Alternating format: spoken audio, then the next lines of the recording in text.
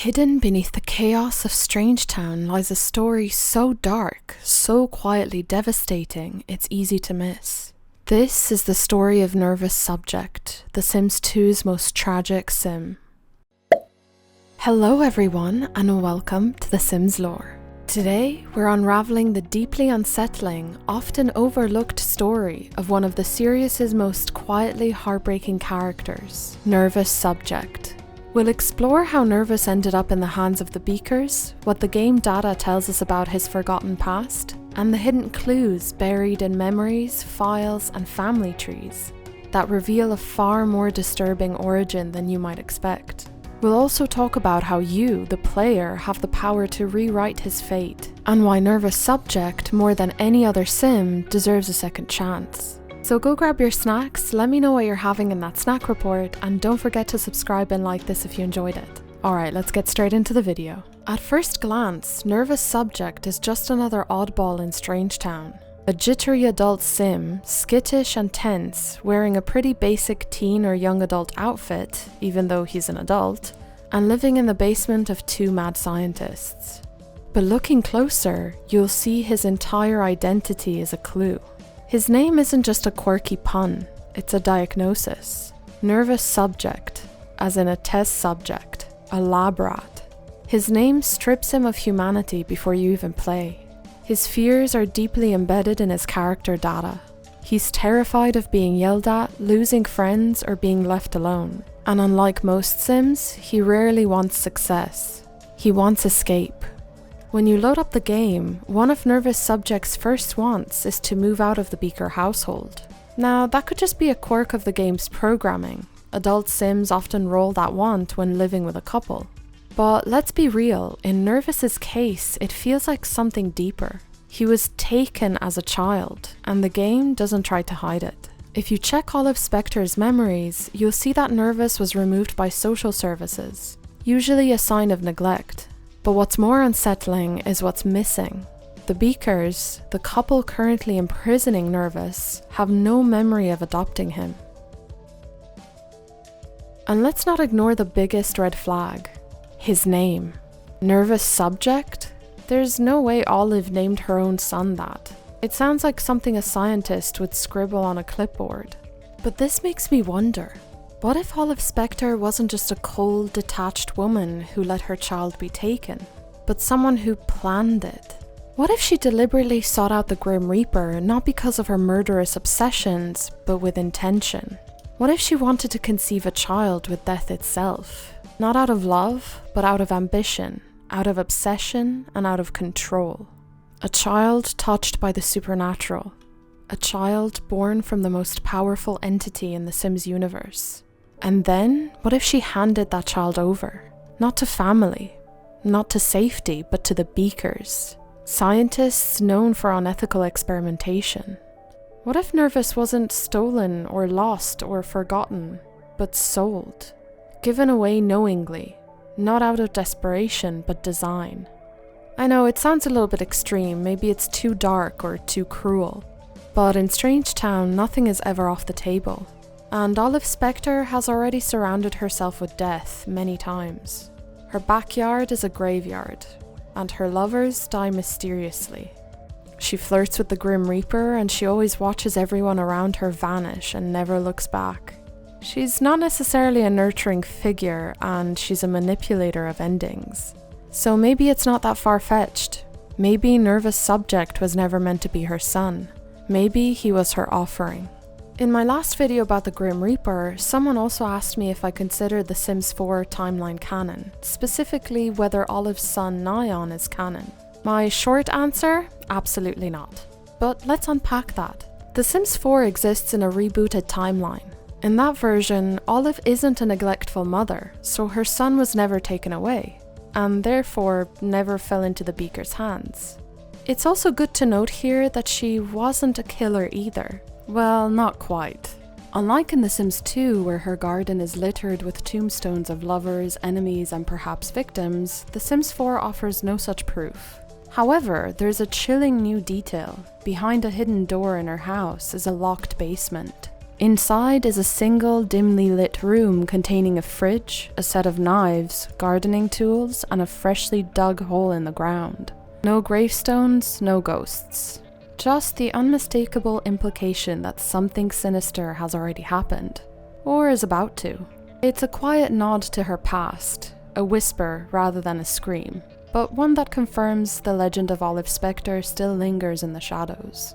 According to the Sims 4 lore, her son is named Nyon. It sounds like nylon. Do you really think Will Wright greenlit that? And beyond the name, Nyon looks nothing like Nervous Subject. Sure, you could argue that years of abuse would alter someone's appearance, but the resemblance just isn't there. Ironically, a version of Nervous was uploaded to the Sims 4 gallery under his original name and likeness. Same story, same trauma.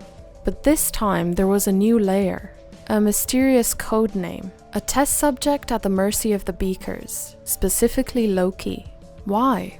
What made Project G8IM so valuable? Could it have to do with Loki's notes on genetic composition? And the subject's sire? Who was his father? What was Loki really studying? One thing's clear, the story runs deeper than just a creepy basement. To understand how Nervous Subject ended up in the hands of the Beakers, we have to go back to the woman who gave birth to him, Olive Specter. Olive lives with her niece on a lot filled with graves, dozens of them. And they aren't random. Many of these Sims died under suspicious circumstances, all connected to Olive in some way. Family, lovers, enemies. Theories have swirled for years that she's a black widow, a serial killer, or someone with an unnaturally close relationship with death itself.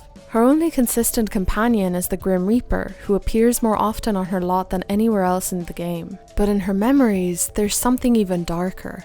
A record of her baby being taken by social services. Not adopted, not lost in an accident, taken. Like I said in The Sims 2, this usually only happens due to severe neglect. There's also no father listed for Nervous in the family tree. But it's safe to assume that because of our last woohoo being with the Grim Reaper, he's really the one who fathered Nervous. But Olive never raises him. There's no mention of a toddler phase, no photos, no items left behind. It's as if he was erased from her life and handed off to people who saw him as an object. The Beakers don't have a memory of adopting Nervous either, and his name, Nervous Subject, is a label, not a name a mother would give. This definitely wasn't a legal adoption. This was a transfer. Quiet, intentional, ominous. Whether Olive gave him up willingly or not is really unclear, but what is clear is this. She birthed a child, he was taken away, and she never came looking for him. And in the twisted logic of Strangetown, that's almost normal. But in any other world, it would be unthinkable. Somehow though, Olive and Nervous know each other.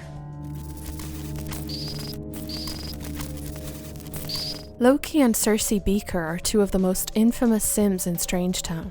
Brilliant, arrogant, and cruel. They live in a sterile desert mansion filled with bizarre technology and empty rooms. Upstairs, they live like gods. Downstairs, they keep a man in a cell. That man is Nervous.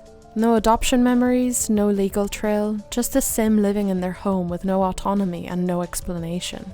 There's a reason Nervous Subject doesn't have a normal bedroom. He sleeps in a sparsely furnished basement room with minimal decoration and no personal effects.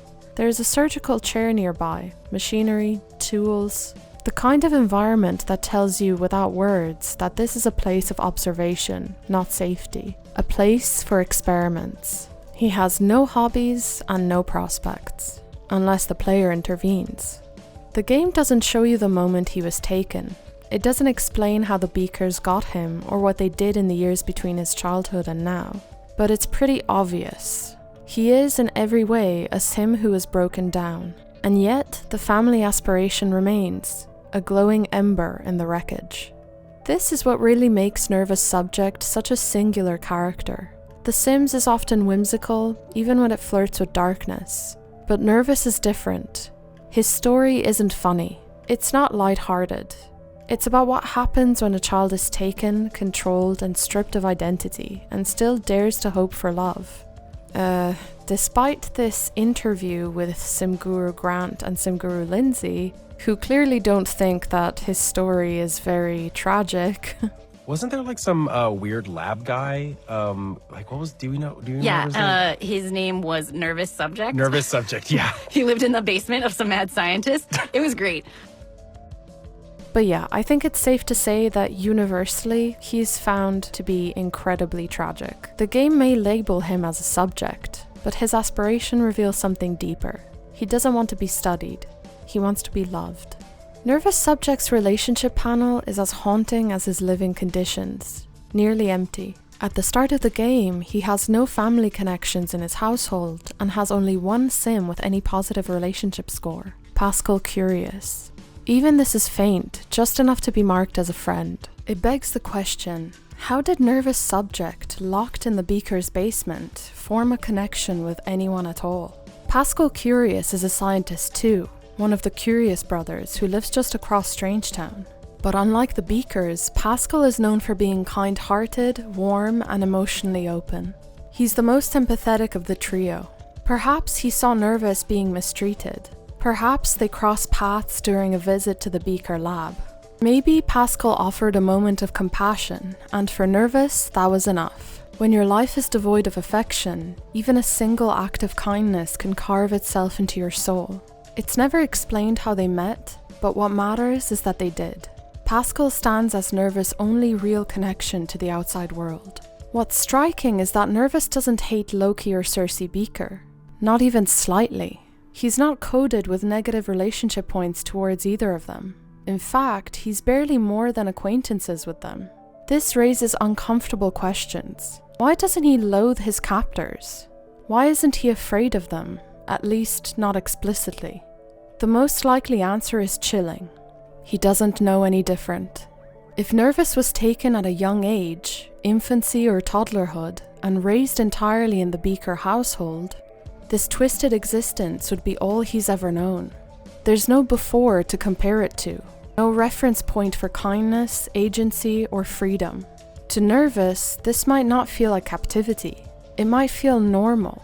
Trauma, when it's all you've ever known, doesn't always feel like trauma. Sometimes it feels like home. There's also the possibility that he's internalized it, grown to accept it, that he's been told he deserves this, or worse, that he believes it himself. Abuse doesn't always breed rebellion. Often it breeds silence, compliance, learned helplessness, and that silence is written all over his empty social life. Then there's Nervous gender preference. In The Sims 2, every sim has hidden coding for gender attraction. Nervous Subject is coded with a preference for males. This isn't front and center in gameplay, but it's there. And it adds another layer to his relationship with Pascal Curious, his only friend. There's no suggestion in the game that it's romantic, but there's subtext. Possibly. Longing, maybe. At the very least, Nervous is drawn to men. But like everything else in his life, his capacity to act on those feelings has been shut down by his environment. He doesn't even get the chance to pursue love unless the player intervenes. Also good to note here, Pascal is pregnant with an alien baby. That detail might seem like another one of Strangetown absurdities, but in the context of Nervous's story, it's deeply symbolic. Pascal, a male sim, has been abducted and impregnated by aliens without consent and without explanation. He's experiencing something physically and psychologically traumatic, and yet he's not treated as broken. He's surrounded by a family who supports him. He remains a respected scientist. He's still himself. Now compare that to Nervous's situation.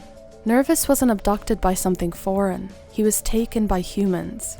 By people who saw themselves as enlightened, intelligent, above morality. Instead of being impregnated, he was emotionally dismantled. Instead of being cared for, he was studied. He wasn't treated as a victim. He wasn't given space to heal. His trauma was normalized, buried, and left to rot. And yet, Nervous is drawn to Pascal. Perhaps not just because Pascal is kind, but because Pascal understands. They've both had their bodies and agency tampered with by forces beyond their control. They both live in a town where reality is warped and no one blinks twice at horror disguised as science. In a place where everyone is strange, Nervous and Pascal are strange because of what was done to them. Let me just also remind you that Nervous Subject has the family aspiration, arguably the most tragic detail of all. Knowing this, it's important to discuss that despite everything he's endured, what Nervous wants most isn't revenge or escape. It's connection, belonging, a home. And the game quietly offers him a path toward that if the player is paying attention. Pascal curious. Nervous and Pascal already start the game with a surprisingly strong friendship, the only real bond Nervous has. There's no explanation for how they met, but it feels intentional. They're both outcasts in their own way. Pascal is a scientist who's just been abducted and impregnated by aliens, and Nervous is the human experiment no one talks about. The game doesn't push you to explore this connection, but it is there, and it doesn't take much to imagine it becoming something more. A player could easily step into Pascal's household and invite Nervous to move in. From there, a romance could grow naturally. Nervous could finally leave the basement. He could help raise Pascal's alien baby. They could build a life together, not defined by experiments, but by healing. Not by isolation, but by choice. In this version of the story, Nervous Subject isn't just a victim. He's a partner, a father, and a family man. Also really strange and good to note here is that Nervous Subject's relationship panel holds another quiet revelation. He's listed as an acquaintance with Olive Specter, his biological mother. Just an acquaintance. This one detail opens a flood of unsettling questions. Did Olive reach out to him? Has she kept tabs on him all of these years? Or did they cross paths later in life by accident? Two Sims who should have known each other deeply reduced to strangers making small talk. The game doesn't provide any answers. There are no memories to suggest they've ever shared a meaningful interaction. Olive remembers giving birth to Nervous. She has the memory of him being taken away by social services. But beyond that, nothing. No effort to find him, no grief, no longing. He's simply gone from her life. And when they do meet, there's no recognition, no parental warmth, no scripted event to bring them back together. Just two broken Sims briefly aware of each other's existence. So the real question becomes, does Nervous even know she's his mother? There is more than one Nervous Subject in The Sims 2. Beyond the version we'd meet in-game, living in the Beakers' basement, fearful and forgotten, there exists another Nervous. One that never surfaces in normal gameplay. This hidden Nervous Subject is tucked away in the game's data, unplayable and invisible without tools like Sims PE. But what he reveals raises more questions than it answers, and adds a strange, unsettling layer to the already tragic narrative. This version of Nervous is different. He's not just a copy of the playable one. He has memories, which is rare for an unused or hidden Sim. In his internal data, he remembers joining the Beaker household as an adult. That implies that in at least one version of the story, Nervous wasn't raised by the Beakers from childhood, but was brought into their control later as a fully grown man. That subtle shift alters everything. It suggests that he knew another life first, however brief, and that what happened to him wasn't a lifelong cage, but a descent, a fall. Even more intriguing, he shows family connections the playable Nervous does not. The hidden Nervous recognizes Willow Nigmus and Ophelia Nigmus, Olive's sisters and niece, as his aunt and cousin, and they recognize him in return. Yet these relationships don't exist in the normal game. In Sim PE, they're technically classified as unrelated despite having that biological link. It's like the game remembers something it was later told to forget. Why were these connections removed? Was it a bug, or was it deliberate? Was it an effort to make Nervous truly alone? To sever him from all of his ties except Olive, and even then only vaguely? And then there's the visual clue. The second thumbnail buried in his character data showing him as an elder. This suggests that at some point in development, Nervous may have had a life that extended into old age.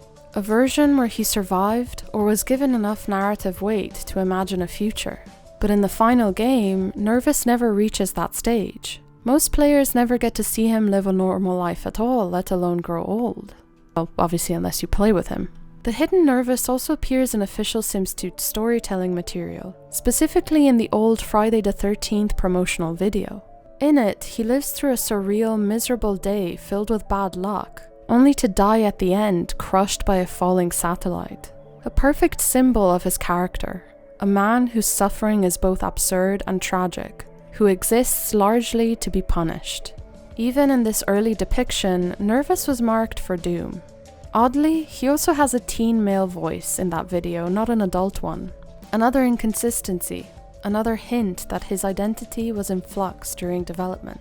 So who is this hidden Nervous? He might be an early prototype, a backup version, a remnant of an older draft of Strangetown's story. But in a game so obsessed with memory, family, and identity, this duplicate feels less like a coding error and more like an echo, a buried version of the truth. A Nervous who knew his family, who had memories, who wasn't always broken. A Nervous who was rewritten.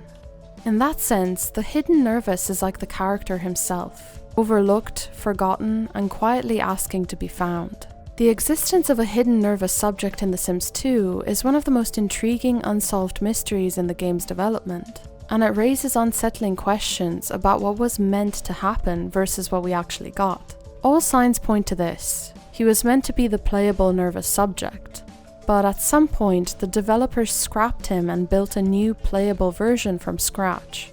Why? The most grounded theory is that the hidden Nervous subject was the original version of the character created early in development. Initially, he may have been intended to live in Strangetown as a fully linked family member, someone Olive Specter and the rest of her relatives would acknowledge. He has familial data, he appears in images, he has memories of joining the Beaker household as an adult. This version of Nervous was clearly meant to be a part of the story, but at some point the narrative changed, so why wasn't the original deleted? Possibly because he was still used in cutscenes, promo materials, or internal storytelling tools. He appears in the Friday the 13th promo and Beaker family thumbnails. Deleting him may have broken those assets, or he was simply too embedded to safely remove. Another possibility is that his lingering presence is the result of tool-based file handling. The Sims 2 character files and neighborhood templates are notoriously fragile. Sims who are deleted improperly or forcibly removed via neighborhood edits often become sim ghosts, still present in data but disconnected from gameplay. This could mean that hidden Nervous is a half-deleted prototype, left behind due to early corruption concerns. Maxis may have worried that removing him could destabilize other links, especially if he had been referenced in thumbnails, family trees, or scripting files. Better to hide him than risk a cascading error in the neighborhood. Another popular theory is that Nervous subject lost all of his memories as a result of the experiments performed on him by the Beakers. In this version of events, he doesn't remember who he is or who he was. His mother, Olive Specter, may have tried to reconnect with him multiple times. But without those core memories, he simply couldn't respond. The trauma and psychological damage ran too deep. There's also a more technical angle to this. If the developers had tried to keep Olive and Nervous properly linked, sharing family memories, emotional ties, and also have him keep his core memories, it might have led to complications. In The Sims 2, sim memory data is fragile. Removing or rewriting core memories can corrupt a character file or break the delicate web of relationships in the neighborhood. Sure, one might think, they're the developers, they could just fix it. But game development isn't always about elegance. It's often about what works quickly and reliably. At the time, they probably didn't anticipate that obsessive fans would eventually dig into the save files, cross-reference relationships, and reverse engineer the whole family tree using tools like SimPE. Then there's the more speculative and possibly darker theory, that the Nervous subject we know is not the original at all. Some fans believe low-key Beakers cloning experiments were successful, and that the Nervous we see in-game is a clone of the original, hidden version found in the game files. According to this theory, the real Nervous, complete with memories and family connections, was either discarded or lost and replaced with a stripped-down version designed for experimentation. There is this one Reddit post that gave me the idea for this theory, as the player discovered the hidden Nervous subject just showed up and wanted to romance the playable one. Of course, it could all just be a glitch, but in the end, I think it's your decision.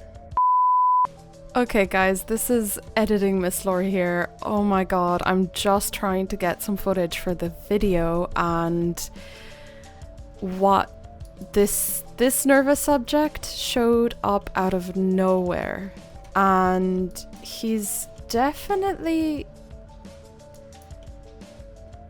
the exact same as this other Nervous subject.